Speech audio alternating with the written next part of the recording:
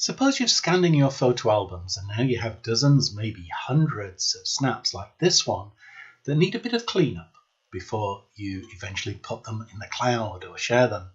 The sorts of thing I mean are correcting colour, fading, exposure sometimes, and certainly dust and scratches. You can use a tool like Photoshop Elements, version 10 I'm using, but the tools I'll illustrate are in all versions of Elements and of Photoshop and the GIMP too. And you can go efficiently through a workflow that deals with these improvements.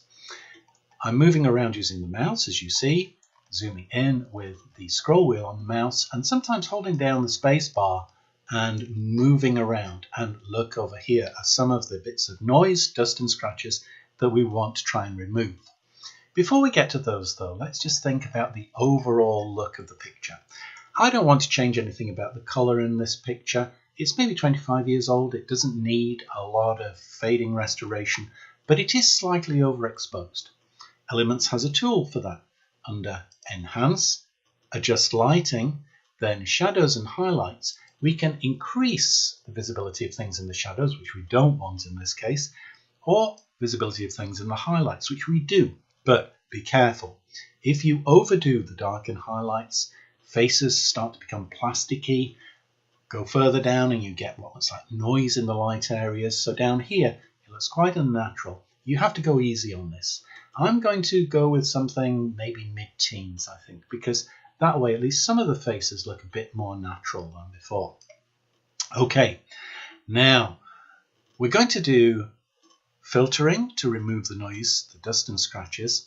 And the best way to do this is using a layer, working on a copy of the original picture so that later on we can erase parts of it to get back detail that we might have inadvertently filtered out. So we go to the layer menu, duplicate layer, OK, and you see over here on the right we now have two copies, one on top of the other, and we're going to be working on the background copy. To begin with, let's try an automated way to remove some of the noise. If I zoom in on that area where we can really see effects, then choosing filter from the top menu and then noise, we've got a choice of possible ways of removing noise. These work to different levels, but I find that the dust and scratches one is the best most of the time. So let's click on that. There's a radius setting, which is the region over which you will try to fill gaps that might have been caused by scratches. I always leave that at 1. Bit more on that on some of my other videos, but suffice to say if you go too high, the picture gets blurry very quickly.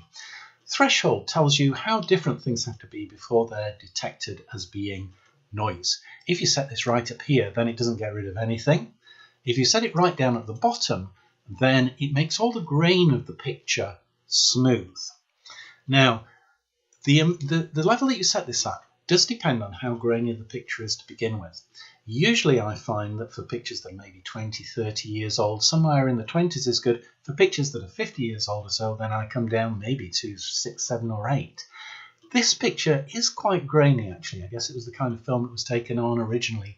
So I'm going to come for something in the mid-teens like this. And that will give us some filtering of the background, some smoothing of the background, but still leave, as you can perhaps see down here, some of the graininess. Okay, there we are. That is a global filtering, which has got rid of some of the scratches and dust, but certainly not all. Now we have to go local to get rid of the rest. So our local tools are down here on the left-hand menu, and specifically we're going to use the Spot Healing Brush and the Clone Stamp tool. Spot Healing Brush to begin with. This is where you really can trade off the amount of detail you want to go into with the amount of time you're going to spend, because we're actually going to zigzag across this picture looking for evidence of noise, of dust, of scratches that we want to remove. And of course you can zoom in really deeply and take lots of care, or you can just do something quite superficial, just zigzagging down and remove what's visible to you of aberration.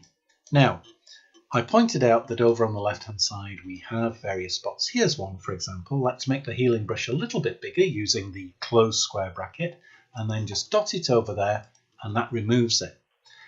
As we go down a little bit further, you can see that we're getting close to those scratches that I pointed out before.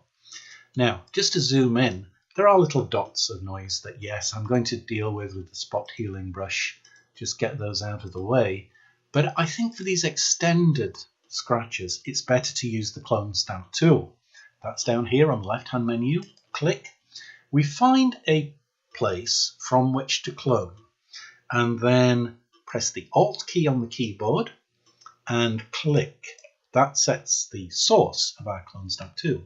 And then very carefully we are going to paint over using that source area. Now, this may not be perfect, but it doesn't matter because you can come back and use another area, a different area for painting over again. You can keep on doing this until you're satisfied.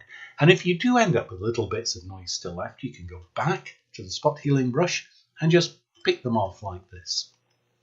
Okay, now I'm going to continue my scan across the picture, looking for telltale pieces of noise or distortion, things that I want to get rid of.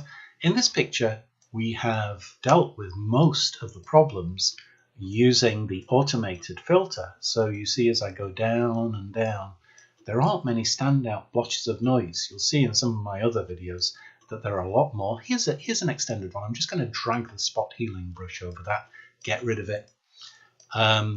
In this one, not so much.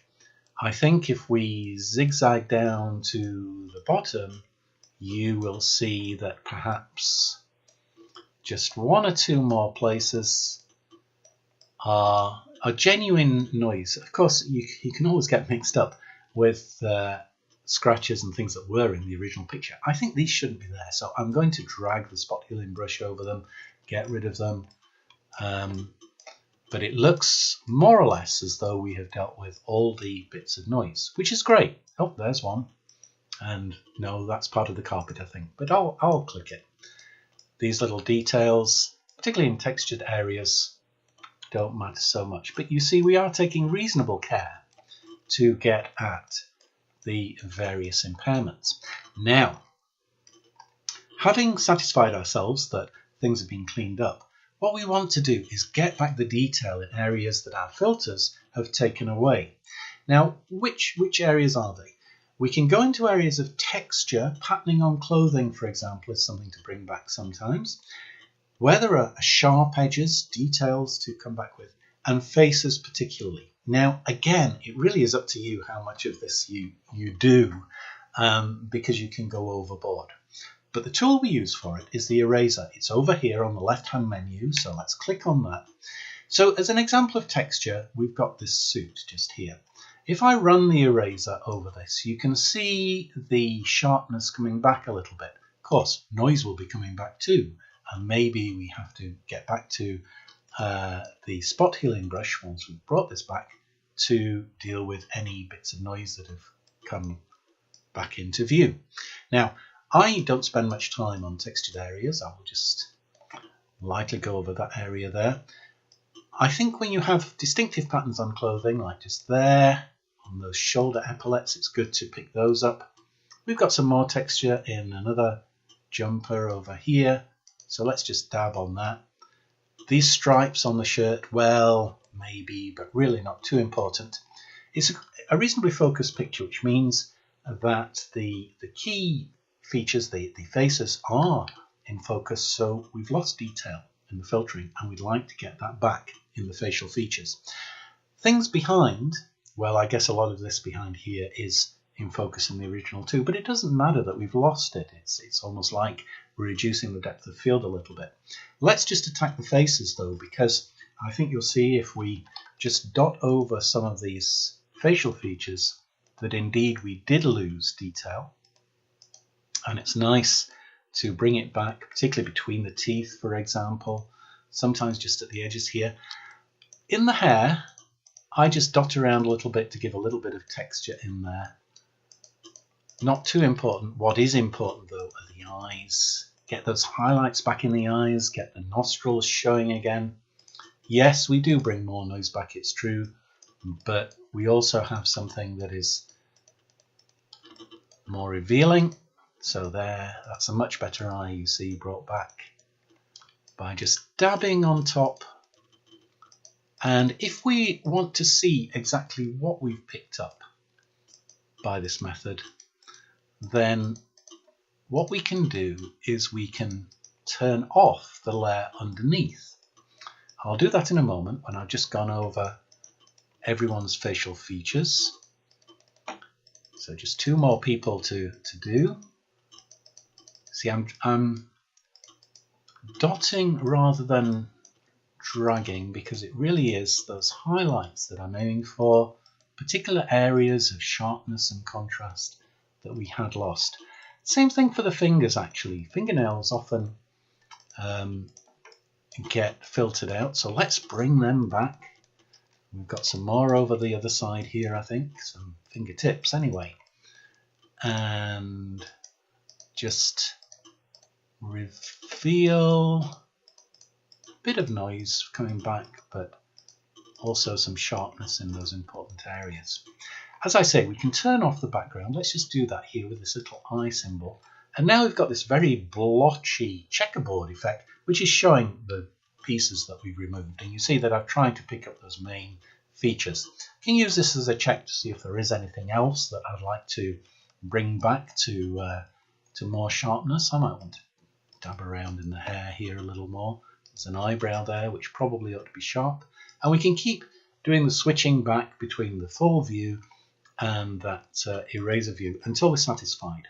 I am satisfied, so I'm going to select Layer and then Flatten Image. This will join the 2 layers back together. It will consolidate all the changes we've made, and this picture is now ready for saving as our JPEG.